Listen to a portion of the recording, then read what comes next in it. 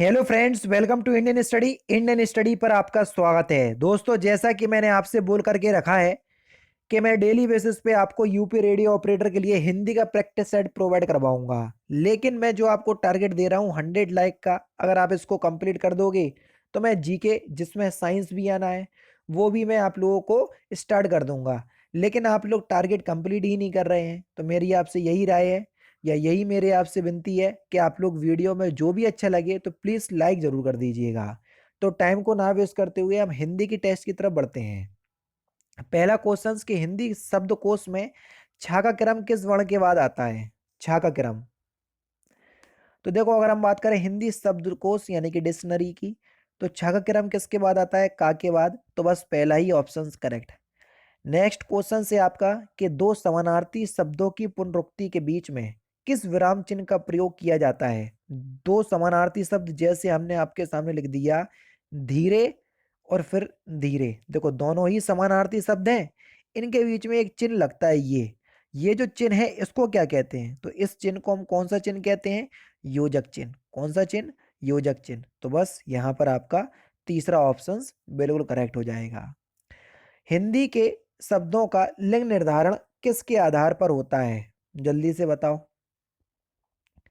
तो हिंदी के शब्दों का जो लिंग निर्धारण की अगर हम बात करें तो ये क्रिया के आधार पर होता है। बेसिकली संज्ञा के आधार पर भी होता है। जैसे राम एक संज्ञा शब्द है तो पता चल जाएगा ये एक पुल्लिंग शब्द है। सीता एक संज्ञा शब्द है, पता चल जाएगा नाम से ही कि वो एक स्त्रीलिंग शब्द है। लेकिन वहीं अगर हम सर्वनाम की बात करें तो जैसे मैंने आपसे एक सेंटेंस बोला, वह जा रहा है, तो रहा है क्रिया से आप पहचान पाओगे कि ये जो वह की बात हो रही है वो एक मेल यानी कि पुल्लिंग है ना? यानी कि, और वही अगर हम इस सेंटेंस को ऐसे लिखे कि वह जा रही है, तो रही है शब्द से पहचान जाओगे कि वो स्त्रीलिंग है।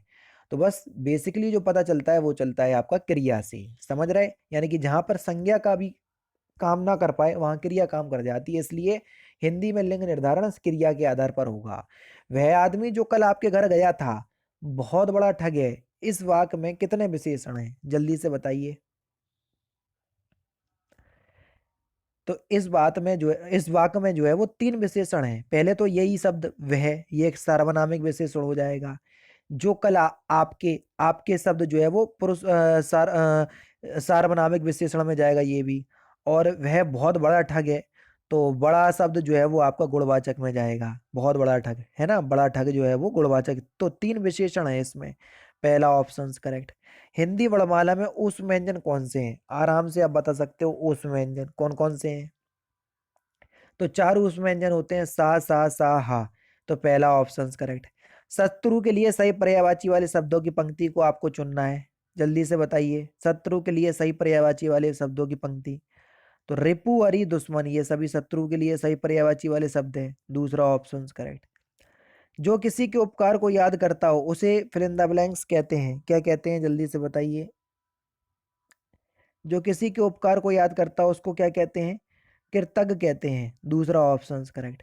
ग्रीस के लिए सही संधि विच्छेद को चुनना है। जल्दी से बताइए।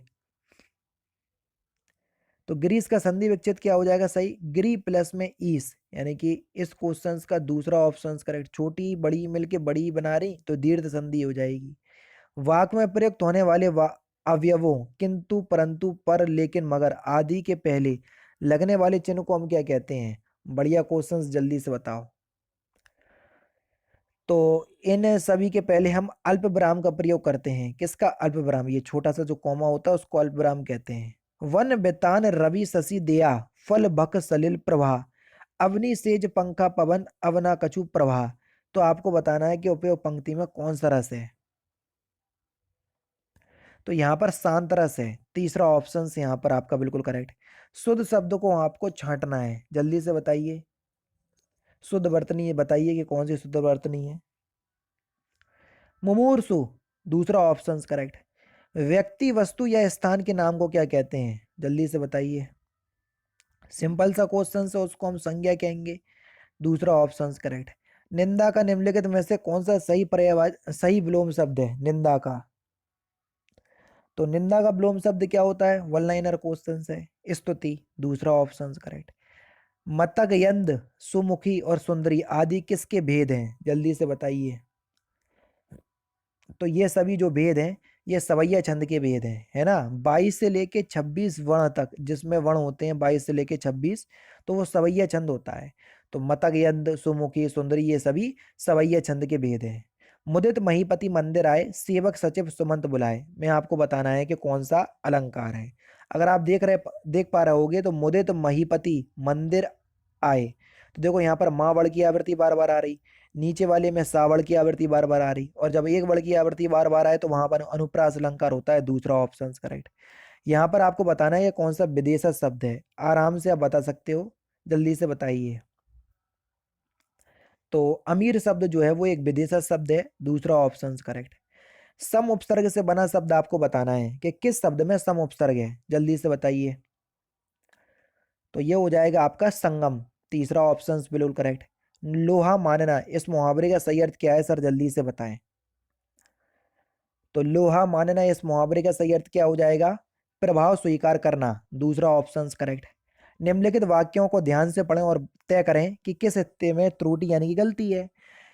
पूरा वाक्य आपका, तेनाली राम ने कहीं सुना था कि एक दुष्ट आदमी साधु का वेश बनाकर लोगों को अपने जाल में फंसा लेता है, तो इसके किस पार्ट में गलती है, जल्दी से बताओ। आराम से आप जो है वो बता सकते हो।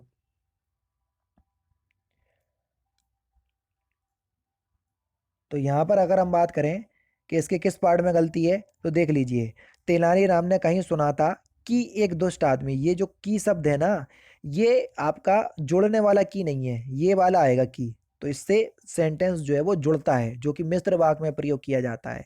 तो इसके बस पहले ही ऑप्शंस में यानी कि की शब्द जो है वो गलत है, जिसमें छोटी की मात्रा है वो बड़ी की आएगी, है ना। तो बस पहला ही ऑप्शन यहाँ पर आपका बिल्कुल करेक्ट। निम्नलिखित में से कौन सा शब्द जो है वो सर्प का पर्यायवाची शब्द नहीं है, सर्प यानी कि सांप, इसका पर्यायवाची शब्द कौन सा नहीं है, तो जल्दी से बताओ। तो व्याघ्र, व्याघ्र जो है ये सिंह यानी कि शेर का पर्यायवाची शब्द है ना। चौमासा शब्द में कौन सा समास है, चौमासा यानी कि चार मासों का समूह, उसी को तो बोलेंगे चौमासा, और जब पहला पद संख्यावाची हो तो वहां पर कौन सा समास होता है, दिग्गु समास, दूसरा ऑप्शन करेक्ट। कड़वाहट में कौन सा प्रत्यय है, कड़वाहट में प्रत्यय, प्रत्यय किसी भी शब्द के पीछे लगाए जाते हैं, तो यहाँ पर आहट प्रत्यय हो जाएगा, तीसरा ऑप्शन करेक्ट। वधुस्तव में आपको बताना है कि कौन सही संधि विच्छेद क्या होगा वधुस्तव का, बढ़िया क्वेश्चन से आराम से आप बता सकते हो, तो जल्दी से बताएं कि वधुस्तव का सही संधि विच्छेद क्या होगा।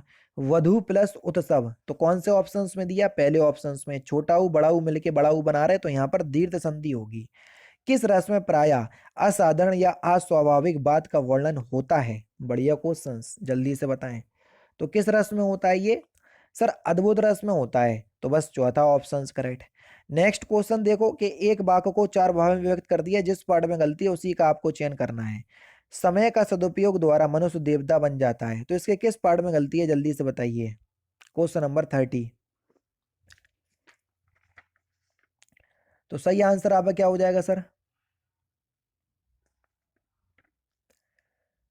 तो इसके किस पार्ट में गलती है, यहां पर जो आपका सही आंसर हो जाएगा वह हो जाएगा पहले पार्ट में, समुद्र का नहीं, समुद्र के सदुपयोग द्वारा, है ना, तो का की जगह के आएगा। आए थे हरि भजन को ओटन लगे कपास, तो इसको इस लोकोक्ति का अर्थ बताना है कि इसका सही अर्थ क्या होगा। आए थे हरि भजन को ओटन लगे कपास, इस लोकोक्ति का सही अर्थ क्या होगा, तो सही आंसर हो जाएगा आपका वांछित कार्य को छोड़कर किसी अन्य कार्य में लग जाना। जो वर्ण अथवा मात्राओं की संख्या से नियमित होता है उसको क्या कहते हैं, जिसमें वर्ण और मात्राएं होती हैं, एक ही तो है, वो है आपका छंद, मात्रिक छंद, वर्णलिक छंद, और एक हो तो है मुक्त छंद, तो वो तीसरा प्रकार होगा। मैया मैं तो चंद्र खिलौना ले हूं, तो आपको बताना है कि इसमें कौन सा अलंकार है। तो यहां पर जो आपका सही आंसर होगा वो होगा आपका रूपक अलंकार, चौथा ऑप्शन करेक्ट। लाश किस मूल भाषा का शब्द है, लाश, तो ये सर तुर्की भाषा का शब्द है, यहाँ पर तीसरा ऑप्शन करेक्ट होगा। किसी कारणवश किसी के प्रति शत्रुता या घृणा को क्या कहा जाता है, तो उसको हम द्वेष कहते हैं, दूसरा ऑप्शन करेक्ट। बीता हुआ क्षण सदा के लिए गया, वाक किस प्रकार का है, तो ये जो आपका एक वाक्य है ये सरल वाक्य है, ठीक है, पहला ऑप्शन करेक्ट।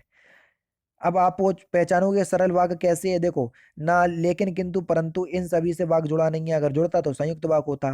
कि और जब तब यहाँ वहां इससे नहीं जुड़ा तो ये मिश्र वाक्य भी नहीं है। तो बस बचा क्या, सरल, तो सरल वाक्य होगा। कृतवाच का आपको चयन करना है जिसमें कर्ता की प्रधानता हो, उसकी वहीं आपका कृतवाच होता है। जैसे मोहन पुस्तक पढ़ता है, पहला ऑप्शन करेक्ट। श्याम को भगवान पर जितनी अनुरक्ति है उसकी पत्नी की उतनी ही भगवान पर फिल इन द ब्लैंक्स थी। तो बेसिकली यहाँ पर अनुरक्ति का विलोम शब्द बताना है जो फिल इन द ब्लैंक्स के स्थान पर आएगा। तो ये हो जाएगा आपका विरक्ति, चौथा ऑप्शन करेक्ट। निम्नलिखित समास विग्रह को अन्य किस नाम से संबोधित किया जाता है? अंशु है माला जिसकी, तो ये हो जाएगा आपका अंशुमाला।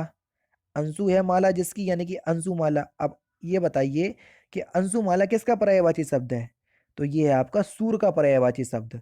तो बस अंशु है माला जिसकी जो कि समास विग्रह होगा अंशुमाला का, और अंशुमाला सूर का पर्यायवाची शब्द है। बहुत बढ़िया क्वेश्चन था ये, पहला ऑप्शन करेक्ट।